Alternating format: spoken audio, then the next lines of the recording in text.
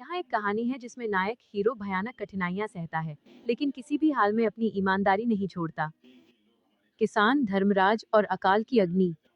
एक छोटे से गांव में धर्मराज नाम का एक किसान रहता था। वो अपनी पत्नी और दो बच्चों के साथ रहता था। धर्मराज बहुत साधारण जीवन जीता था, लेकिन गांव भर में वो अपनी अटूट ईमानदारी और नेक नीयत के लिए प्रसिद्ध था। वो कभी झूठ नहीं बोलता था और दूसरों का हक मारना पाप समझता था। गांव में अचानक भयानक सूखा अकाल पड़ गया। कई महीनों तक बारिश नहीं हुई। खेत सूख गए, कुएं खाली हो गए और भोजन की कमी होने लगी। गांव के साहूकार गंगाराम ने इस आपदा को अवसर के रूप में देखा। उसने अपना सारा अनाज छिपा लिया और ऊंचे दामों पर बेचना शुरू कर दिया। धर्मराज के पास भी थोड़ा सा ही अनाज बचा था। उसके बच्चे भूखे रहने लगे। एक दिन गंगाराम ने धर्मराज को अपने पास बुलाया। गंगाराम जानता था कि धर्मराज ईमानदार है और मेहनती भी। गंगाराम ने कहा, धर्मराज, तुम्हारे बच्चे भूखे हैं।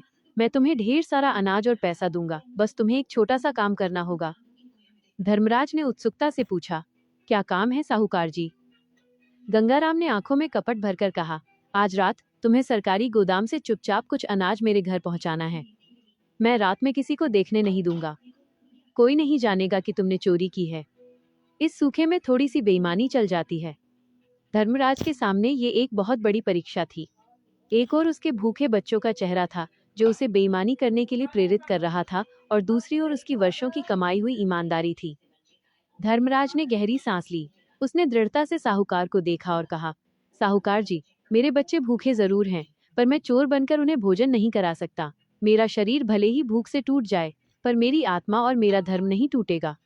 गंगाराम ने उसे लालच दिया, धमकाया और यहाँ तक कि उसे पागल भी कहा, लेकिन धर्मराज अपनी जगह से टस से मस नहीं हुआ। वो खाली हाथ, भूखे पेट अपने घर लौट आया। अगले कुछ दिन धर्मराज और उसके परिवार के लिए भयंकर कष्ट वाले थे। वे केवल जड़ों और पत्तों पर जीवित थे। एक दिन जब धर्मराज गांव के बाहर हताश बैठा था, तो एक सरकारी अधिकारी गांव का दौरा करते हुए वहां पहुंचा। अधिकारी ने देखा कि गांव में भूख और बीमारी फैली है, लेकिन एक किसान अकेला बैठा है। उसके चेहरे पर दुख है, पर कोई अपराध बोध या भय नहीं। अधिकारी ने धर्मराज से पूछा कि क्या वो जानता है कि गांव में अनाज की कालाबाजारी कौन कर रहा है। धर्मराज ने बिना किसी का नाम लिए ईमानदारी से पूरी स्थिति बताई कि कैसे कुछ लोगों ने आपदा को अवसर बनाया है। लेकिन जब अधिकारी ने विशेष रूप से पूछा कि क्या गंगाराम ने उसे चोरी करने को कहा था, तो धर्मराज ने पूरी सच्चाई बता दी, ये जानते हुए भी कि गंगाराम गांव का सबसे ताकतवर आदमी था।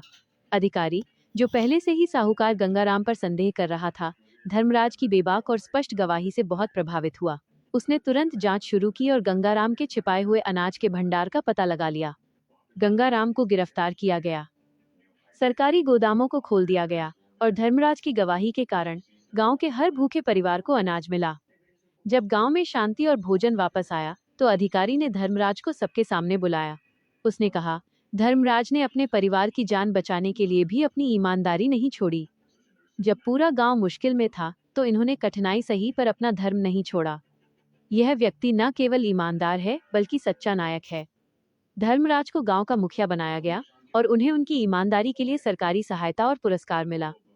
उन्होंने साबित कर दिया कि ईमानदारी किसी भी दौलत से बड़ी होती है, और सबसे बड़ी मुश्किलों में भी वो हमें बचा लेती है। कहानी का सार, मॉरल ऑफ द स्टोरी। कठिनाई कितनी भी बड़ी क्यों न हो, ईमानदारी और सच्चा धर्म हमारा सबसे बड़ा धन है। ये देर सवेर न केवल हमें बचाती है, बल्कि हमें सम्मान और समृद्धि भी दिलाती है।